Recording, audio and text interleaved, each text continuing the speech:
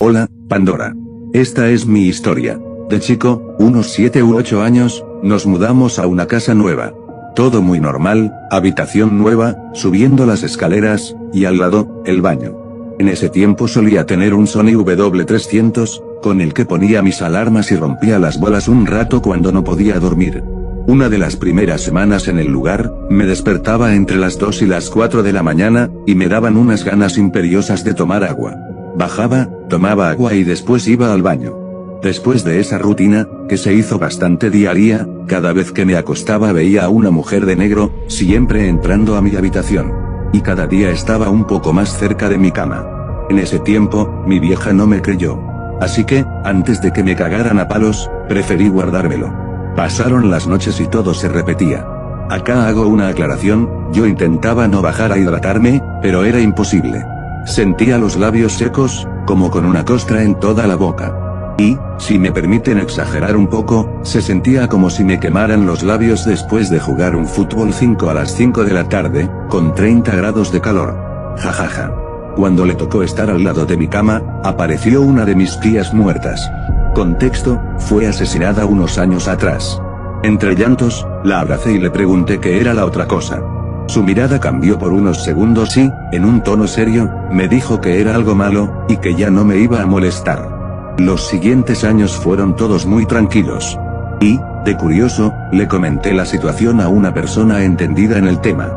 Me explicó que alguien había hecho un trabajo para que mi tía muriera y que, lo que yo había visto, literalmente, había sido a la muerte. ¿Quién lo hizo?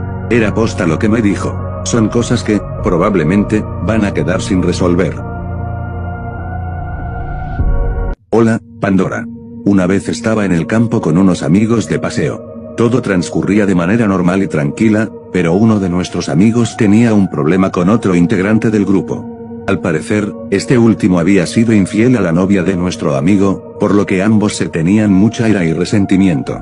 Estábamos en una montaña bastante alta y, en un momento dado, ellos dos comenzaron a discutir sobre el tema. La discusión fue bastante fuerte, pero después de un rato lograron calmarse y continuamos caminando. Mientras bajábamos de la montaña, uno de mis amigos me contó la verdadera razón por la que ambos estaban tan molestos. No solo le había sido infiel a su novia, sino que también le había robado $700 estadounidenses y nunca se los había devuelto. Cabe aclarar que soy una persona de temperamento fuerte y seria cuando se trata de situaciones de ese tipo. Además, yo le tenía mucho aprecio a mi amigo, así que, al enterarme de lo sucedido, confronté al otro y le reclamé fuertemente, preguntándole por qué le había hecho algo así. En medio del enojo, también utilicé algunas groserías. Después de eso, la situación se salió de control. Comenzamos a empujarnos y posteriormente a golpearnos. Cabe destacar que estábamos en lo alto de una montaña y no había ningún tipo de seguridad. Una caída accidental podía tener consecuencias muy graves. La pelea continuó y uno de nuestros amigos intentó separarnos, ya que nos estábamos golpeando con bastante fuerza. En medio de la ira, lo empujé demasiado fuerte y cayó al vacío. Cuando me asomé para ver qué había sucedido, vi su cuerpo completamente desfigurado. En ese momento comprendí que había muerto. Después de aquel incidente, todos nos separamos y decidimos no contar lo sucedido. El otro involucrado tenía miedo de las consecuencias legales relacionadas con el dinero que debía y otros asuntos judiciales. Por mi parte, guardé silencio porque me sentía responsable de haber causado accidentalmente la muerte de uno de mis amigos más cercanos. Desde aquel día hasta hoy sigo cargando con una enorme culpa. Siento que toda la responsabilidad por su muerte fue mía. Hasta el día de hoy, sus familiares y amigos creen que él murió accidentalmente mientras escalaba la montaña. Hola, Pandora. Trabajo en YouTube, filtrando y eliminando contenido perturbador. Después de lo que he visto hoy, voy a renunciar a mi trabajo para siempre. YouTube podría parecer una plataforma amigable para los niños, pero debajo de la superficie existen miles de videos profundamente perturbadores. Mi trabajo requiere que revise estos videos para decidir si deben ser eliminados de la plataforma. Pensé que había desarrollado cierta inmunidad al contenido espeluznante, pero eso fue antes de descubrir un video aterrador que terminaría arruinando mi vida. Hace un par de días, me asignaron la tarea de revisar varios videos de un canal que había sido reportado. El canal de YouTube se llamaba simplemente Canicas. Revisar ese canal resultó ser el error más aterrador de mi vida. 4 de sus videos habían sido reportados por contener actos dañinos y peligrosos. Comencé revisando el primero, titulado Perrito. Al principio, todo parecía normal. En el video, alguien estaba grabando a un perro que dormía en una habitación pobremente iluminada. La persona comenzó a acercarse lentamente al perro y, poco después, el video terminó. Me pareció extraño que ese video hubiera sido reportado. Pensé que quizá había pasado por alto algo, así que lo vi probablemente unas 20 veces más, pero nunca encontré nada que remotamente se pareciera a un acto peligroso. Finalmente, decidí que el video podía permanecer en YouTube. No esperaba que los siguientes videos me dejaran marcado de por vida. El segundo video se titulaba 6 p.m. En él, alguien caminaba por un bosque mientras todavía había luz natural, lo que permitía ver todo con bastante claridad. Había hojas naranjas esparcidas por todo el suelo y se podía escuchar el crujido de las hojas bajo cada paso de la persona que estaba grabando. También podía escucharse su respiración, pesada y profunda. La cámara solo mostraba lo que tenía delante. Yo tenía prisa porque todavía tenía otras cosas que hacer, así que admito que adelanté el video unos 20 segundos. Lo que vi después me dejó con la boca abierta. Había un hombre delgado, con una mascarilla quirúrgica, parado frente a la cámara. Tenía el pelo oscuro y unos ojos que parecían cuchillos. La cámara parecía estar en el suelo. El hombre de la mascarilla quirúrgica estaba de pie, mirando hacia abajo, casi como si estuviera mirando directamente a mis ojos. Después de unos 10 segundos observando aquella imagen, el video terminó. Volví a reproducirlo para entender qué había sucedido cuando lo adelanté. No había mucha diferencia. La persona simplemente estaba caminando y, de repente, el video cambiaba. Y entonces aparecía aquel hombre con la mascarilla. El siguiente video se titulaba Nubes. El video comenzaba directamente con la persona en lo que parecía ser el mismo bosque. Esta vez, la cámara mostraba la parte inferior de su torso y sus piernas. La persona estaba acostada y estaba filmando su propia herida. Su camisa estaba húmeda y la sangre salía de su cuerpo como lava. Colocó una de sus manos sobre la herida de su estómago y comenzó a gemir al hacer contacto. El audio era muy silencioso, pero podía escucharlo llorar suavemente. Me sentí profundamente perturbado, así que eliminé el video. Ya tenía pensado contactar a las autoridades, pero decidí revisar primero el último video. El video se titulaba Mal día. Durante los primeros 3 minutos, la cámara simplemente apuntaba hacia una pared blanca dentro de una habitación oscura. Podía escuchar algunos gritos de fondo que sonaban como si fueran de niños. Después de 3 minutos, hubo un corte. El hombre de la mascarilla quirúrgica estaba parado frente a la pared. Su mirada era mortal y sentí un escalofrío recorriendo mi espalda. Después de aproximadamente 1 minuto, hubo otro corte. Lo que apareció a continuación me hizo llorar. El hombre de la mascarilla quirúrgica ahora estaba cubierto de sangre. Y cuando digo cubierto, quiero decir que literalmente cada centímetro de su cuerpo estaba cubierto de sangre. Parecía estar desnudo. Solo llevaba aquella asquerosa y horrible mascarilla quirúrgica. Sus ojos estaban mucho más abiertos que antes, como si estuviera enfadado. Enfadado conmigo. Y en sus brazos estaba sosteniendo al perro del primer video. Excepto que el perro ya no tenía cabeza. El hombre comenzó a balancearlo de un lado a otro, como si estuviera meciendo a un bebé. Ni siquiera pude terminar de ver el resto del video. Lo cerré y lo eliminé inmediatamente. Después de eso, contacté a la policía. La policía estaba ansiosa por ayudar. Dijeron que podían intentar rastrear a la persona detrás del canal llamado Canicas, pero necesitarían la colaboración de YouTube. Específicamente, necesitarían obtener una dirección IP. Pensé que no sería un problema. Volví al canal de YouTube Canicas para obtener la información necesaria, pero el canal había desaparecido. Y no me refiero a que simplemente hubieran borrado el canal. Quiero decir que había desaparecido por completo. Era como si nunca hubiera existido. Todavía tenía el informe del reporte, así que sabía que no estaba loco. Sin embargo, sin el canal de YouTube, aquellos reportes eran completamente inútiles. Tampoco había guardado ninguno de los videos. Todo había desaparecido. Supuse que, tarde o temprano, aquella persona sería atrapada y que ese sería el final de toda aquella locura. Estaba completamente equivocado. Hola, Pandora. Hay gente que quiere traumatizar a los niños utilizando videos aparentemente inocentes de YouTube. Yo trabajé para ellos. En ese momento, estaba tratando de juntar todo el dinero posible. Trabajaba a tiempo completo, agarraba changas en Craigslist, como ayudar a mudar gente, y también daba clases particulares a estudiantes de secundaria. Un día, mientras miraba Craigslist, vi un anuncio para trabajar como animador y editor de video. Pagaban $20 la hora, así que apliqué de inmediato. Tenía algo de experiencia con programas de animación porque, años atrás, un amigo y yo habíamos intentado crear un videojuego sencillo. Además, era bueno editando vídeos porque, cuando era adolescente, había tenido un canal de YouTube bastante popular. Me dieron el trabajo. Pero resultó ser mucho más extraño de lo que esperaba. La empresa estaba ubicada en un complejo comercial sin nada especial en Irvine. Todos los empleados teníamos un gafete electrónico que permitía abrir determinadas puertas dependiendo de nuestro nivel de acceso.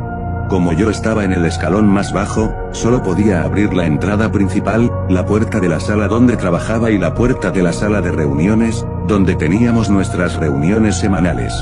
Nunca vi las otras oficinas ni hablé con nadie que trabajara allí.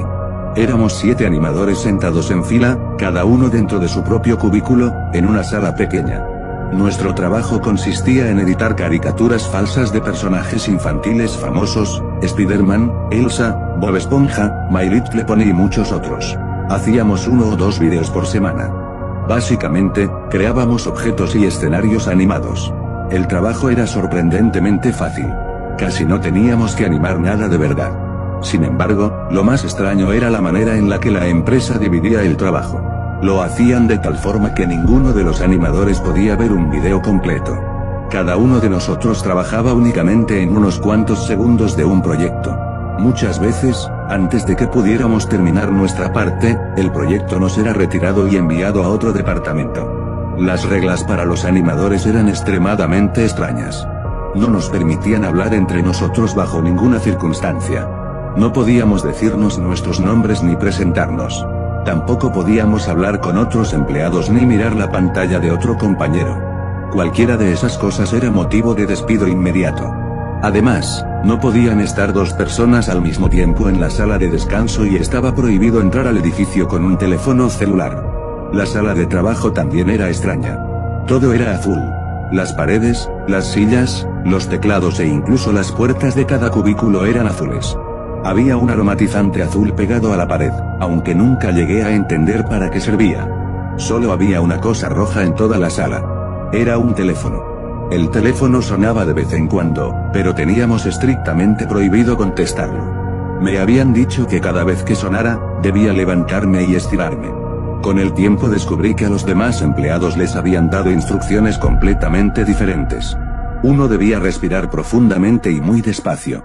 Otro tenía que poner la cabeza sobre el escritorio. 2 debían salir de la sala y regresar después. Uno tenía que girar en su silla. Otro debía toser. Durante el poco tiempo que trabajé allí, descubrí muchas otras cosas raras. En aquella empresa no era extraño encontrarse con empleados llorando por los pasillos. Cada vez que veía a alguien llorando, siempre intentaban esconderlo. Algunos simplemente no podían hacerlo. En un par de ocasiones, incluso vi niños pequeños caminando por los pasillos, aparentemente buscando a alguien o quizá intentando encontrar el baño. Cuando le mencioné esto a mi supervisor, me dijo: «Te dije que no trajeras a tus hijos al trabajo». Lo repitió 3 veces en 2 meses. Las cosas se pusieron realmente incómodas después de aproximadamente 2 meses. Un día abrí el correo electrónico de la empresa para revisar la asignación semanal. Había un correo titulado Canción de cuna. Dudé un momento antes de abrirlo. Dentro había un enlace a un video corto y de baja resolución. Era una grabación de una niña dormida en una cama. La escena parecía estar grabada en algún lugar de Europa del Este. La niña hablaba en lo que creo que era ruso o ucraniano. De vez en cuando se movía o levantaba las manos, como si intentara protegerse la cara. Era evidente que estaba teniendo una pesadilla. Detrás de ella, en el poste de la cama, había un aromatizante azul idéntico al que teníamos en nuestros cubículos. De fondo sonaba una música infantil alegre. Miré los destinatarios y el remitente. El correo había sido enviado desde dentro de la empresa y había sido enviado a varios empleados de una lista. Se lo reenvié a mi jefe y le pregunté qué estaba pasando. Me respondió rápidamente. Dijo que era una broma de unos socios extranjeros y que me habían incluido por error. Me pidió que lo ignorara y continuara con mi trabajo. También mencionó que estaba haciendo un excelente trabajo y que pronto tendría una evaluación, con la posibilidad de recibir un aumento de sueldo. Supongo que mi memoria se vendió barata, porque olvidé rápidamente aquel video. Solo unos días después, tras un fin de semana largo, regresé al trabajo. Había otro correo esperándome. El asunto era, sean valientes. Dudé en abrirlo. Ahora desearía no haberlo hecho. Dentro había un enlace a una página web en ruso. Al hacer clic, apareció un video de un niño real de unos 4 o 5 años disfrazado de Spider-Man. Estaba en lo que parecía ser un dormitorio infantil. Tenía la máscara bajada y estaba gritando y llorando. Un hombre adulto disfrazado de Hulk le administraba varias inyecciones con una aguja larga que aparecía desde fuera de cámara. Alguien le lanzaba peluches al niño, golpeándolo en la cabeza e incluso golpeando la aguja mientras todavía estaba clavada en su brazo, haciendo que el niño gritara todavía más fuerte. Al final del corto, el niño temblaba y parecía casi catatónico. El hombre disfrazado de Hulk se reía y bailaba a su alrededor, casi como si estuviera realizando un ritual. Durante todo el video sonaba música infantil alegre. Hasta donde pude ver, el video no parecía actuado. Lo que estaba viendo parecía ser un procedimiento médico real y el terror del niño parecía completamente genuino. Horrorizado, le escribí a mi jefe exigiendo una explicación. No respondió. Normalmente contestaba en cuestión de minutos o incluso segundos. Después de una hora, salí de mi cubículo y fui furioso a golpear la puerta de su oficina. Al pasar por la sala de reuniones, escuché la voz apagada de mi jefe y mucho ruido en el interior. Estaba tan enojado y asustado que ya no me importaba interrumpir. Abrí ligeramente la puerta. La sala estaba oscura, pero alcancé a ver aproximadamente a 15 hombres sentados al fondo. La mayoría eran mayores que yo, así que supuse que eran los jefes del piso superior. Al otro lado de la sala había una pantalla grande en la que se proyectaba un video. Aunque no podía ver claramente la imagen desde mi ángulo, reconocí los sonidos. Estaban viendo el mismo video horrible que yo había visto aproximadamente una hora antes. Los hombres fumaban como si estuvieran en un club privado. Lo más extraño era que había un teléfono de conferencia sobre la mesa. Una voz fuerte hablaba en ruso a través del altavoz. De vez en cuando, uno de los hombres respondía también en ruso. Ese día me fui temprano. Estaba demasiado asustado para volver a mi puesto. Cuando llegué a casa, tenía una llamada perdida de mi jefe y un mensaje de voz. Me estaba despidiendo. Dijo que el proyecto había terminado y que, lamentablemente, ya no necesitaban al equipo completo. Me importó muy poco. De todos modos, no pensaba volver. Pasé el resto del verano haciendo trabajos ocasionales e intentando olvidar aquella empresa. Pero las cosas extrañas continuaron sucediendo. Y cada vez eran peores. Unas semanas después, fui a visitar a mi hermano y a su esposa en el sur de California. Mi sobrina, Katy, tenía 5 años y ya manejaba la tecnología mejor que yo. Tenía un iPad y pasó un rato mostrándome fotografías que había tomado de pájaros, insectos y personas. También tenía Netflix y YouTube y los utilizaba constantemente. Una noche, mi hermano y yo estábamos sentados en el sofá viendo una de las películas de El Hobbit. Katy estaba acostada en el suelo, mirando una caricatura en su iPad. Me acerqué para preguntarle qué estaba viendo. Entonces reconocí inmediatamente a los personajes. Eran los mismos personajes baratos que había visto en la empresa. Era un video que yo mismo había ayudado a editar. Reconocí el teléfono rojo que sonaba. Yo mismo había diseñado ese teléfono, inspirado en el que teníamos en nuestra oficina. También reconocí una botella de vidrio que aparecía en el vídeo y reconocí la forma en que se movían los personajes, las articulaciones y las partículas en las que había trabajado durante mi tiempo en aquella empresa. Pero nunca había visto un video completo. Este duraba aproximadamente 5 minutos. Mostraba a 2 niños caricaturescos disfrazados de Spider-Man que probaban la cerveza de su padre. Después, uno de ellos se caía y se golpeaba la cabeza contra un escritorio. De su cabeza comenzaba a salir sangre a chorros. Me sentí confundido y perturbado. Pero no fue hasta que presioné el botón de reproducción automática de YouTube que realmente comprendí lo que estaba sucediendo. El siguiente video recomendado también era de aquella empresa. Y el siguiente. Y el siguiente. Algunos incluso eran videos en los que yo mismo había trabajado. Todos utilizaban personajes infantiles famosos de Disney, Marvel y otras grandes marcas. Pero siempre ocurría algo extraño, violento o perturbador. Le quité el iPad a Katy y puse Buscando a Nemo en la televisión para que todos pudiéramos verla juntos. Antes de irme, le advertí a mi hermano sobre lo que había visto y le pedí que no dejara que Katy utilizara YouTube durante un tiempo. No fue hasta que regresé a casa y comencé a investigar por mi cuenta que comprendí la verdadera magnitud de aquellos videos. Encontré varios canales con nombres infantiles que parecían completamente inocentes. Todos producían videos exactamente como los que yo hacía. Todos estaban dirigidos específicamente a niños. Utilizaban personajes conocidos y se conectaban entre sí mediante el algoritmo de recomendaciones de YouTube.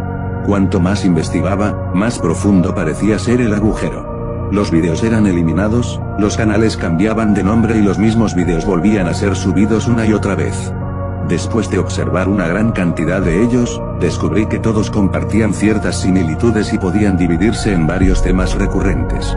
Por las reglas de la plataforma, no puedo proporcionar enlaces ni nombres específicos de canales. Sin embargo, los videos podían encontrarse utilizando determinadas palabras clave. Las caricaturas eran perturbadoras y, en algunos casos, las escenas con actores reales parecían mostrar situaciones de abuso infantil. Los temas que identifiqué eran los siguientes. Uno de ellos mostraba personajes robando alcohol y lastimándose entre sí. Había versiones con Mickey Mouse emborrachándose con la cerveza de su padre. La misma idea se repetía utilizando personajes como Elsa, Spider-Man, Paw Patrol y los Minions. Otro tema recurrente era que los personajes se quemaban en la estufa o quedaban atrapados en escaleras mecánicas. El accidente era utilizado como el motor de la trama. El miedo a las arañas y a los insectos también era extremadamente común. Encontré videos en los que los Minions estaban cubiertos de insectos repugnantes. Otros mostraban a Elsa, Spider-Man o Hulk siendo invadidos por insectos. A veces terminaban en un hospital y eran sometidos a operaciones mientras los insectos seguían presentes. Los personajes siempre reaccionaban con horror y los insectos siempre terminaban lastimándolos. También había videos relacionados con inodoros, excrementos y orina. Los personajes aparecían comiendo cosas repugnantes o siendo cubiertos con ellas. Otro tema frecuente era la violencia médica extrema y el uso de objetos punzantes. Había niños cortándose los dedos con navajas, médicos clavando agujas en brazos y otras partes del cuerpo, y escenas de cirugías extremadamente sangrientas. En uno de los videos, Elsa sufría una lesión grave y recibía múltiples inyecciones. En otro, Hulk le clavaba agujas a un personaje y se realizaban procedimientos médicos extremadamente violentos. También había videos en los que Spider-Man enfermaba después de comer comida en mal estado y luego era sometido a procedimientos médicos. Otro tema recurrente era el embarazo. El embarazo era presentado como una enfermedad que debía ser curada, generalmente mediante algún procedimiento médico absurdo. En algunos videos aparecían personajes embarazados que eran perseguidos por médicos malvados con agujas gigantes mientras gritaban. También había escenas en las que personajes embarazados aparecían cubiertos de insectos o expuestos a situaciones repugnantes. Otro tema recurrente era la indefensión de los niños frente a los adultos. Esto aparecía especialmente en los videos con actores reales. Hombres adultos disfrazados de personajes como Hulk agarraban a niños, los tiraban al suelo, los golpeaban o los humillaban. A medida que continuaba investigando, la situación se volvía todavía peor. Había toneladas de videos en los que niñas pequeñas eran secuestradas y atadas por hombres adultos, presentado todo como si fuera un juego. Muchos de los hombres utilizaban máscaras terroríficas de Halloween. Las niñas lloraban de verdad. No parecían estar actuando ni divirtiéndose. Algunas parecían estar realmente sufriendo. Muchos de esos videos fueron eliminados después de recibir denuncias, pero posteriormente aparecían nuevamente con otros nombres o títulos. También encontré contenido extremadamente sexualizado relacionado con niños y con el embarazo. Algunos de los canales más populares tenían millones de suscriptores.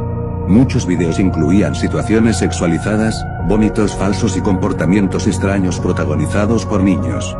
Después de investigar durante tanto tiempo, finalmente comprendí cuál parecía ser el propósito de todo aquello. Aunque existían miles de videos diferentes, muchos se basaban en los mismos temas recurrentes. Gritos, acondicionamiento, violencia, sexo, sangre, excrementos. Mi teoría era que los creadores apostaban a que los niños pequeños terminarían asociando estas imágenes con algo normal. Que la sangre era divertida. Que la violencia era normal. Que los adultos podían hacerles cosas terribles y que no debían resistirse. Que la violencia y el contenido sexual podían convertirse en algo cotidiano. Quizá buscaban insensibilizar a los niños frente a estos temas. Tal vez incluso querían despertar su curiosidad. También descubrí que muchos de los espectadores parecían ser adultos. Algunos eran claramente fetichistas y pervertidos que disfrutaban viendo vídeos de niños secuestrados, atados o sometidos a situaciones extremas. Algunos incluso pedían más contenido y ofrecían dinero para financiar nuevos vídeos. En resumen, llegué a la conclusión de que aquellos vídeos tenían dos objetivos principales: preparar o acondicionar a los niños mediante la exposición repetida a la violencia y al contenido sexual, y satisfacer las fantasías de adultos perturbados. Después de procesar todo aquello, hablé con mi hermano. Entonces me dio una noticia aterradora. Al parecer, él y su esposa habían recibido varias llamadas de personas preguntando por mí. Cuando preguntaban quiénes eran, las personas colgaban.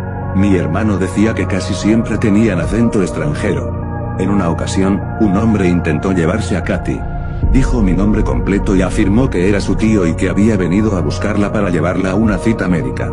Cuando la recepcionista dijo que llamaría a sus padres para confirmar la información, el hombre salió corriendo. Ni siquiera subió a un automóvil. Simplemente corrió por el estacionamiento. Después de eso, comencé a recibir mensajes de números extremadamente largos. Siempre contenían enlaces a videos de YouTube. Bloqueaba los números cada vez que aparecían. Finalmente, decidí hacer las maletas y mudarme. Los mensajes dejaron de llegar. Pero entonces mi hermano me contó algo todavía más extraño. Cuando llegó a su casa, encontró un aromatizante azul en el bolsillo de su abrigo. No recordaba haberlo puesto allí. Me envió una fotografía. Era idéntico a los aromatizantes que había en mi antigua oficina. Después de eso, las cosas se calmaron durante un tiempo. Comencé mi primer año de maestría y, poco a poco, olvidé todo aquel asunto. Pero durante el verano entre mi primer y segundo año ocurrió algo que reactivó todos mis miedos. Trabajaba a medio tiempo en la biblioteca de la universidad.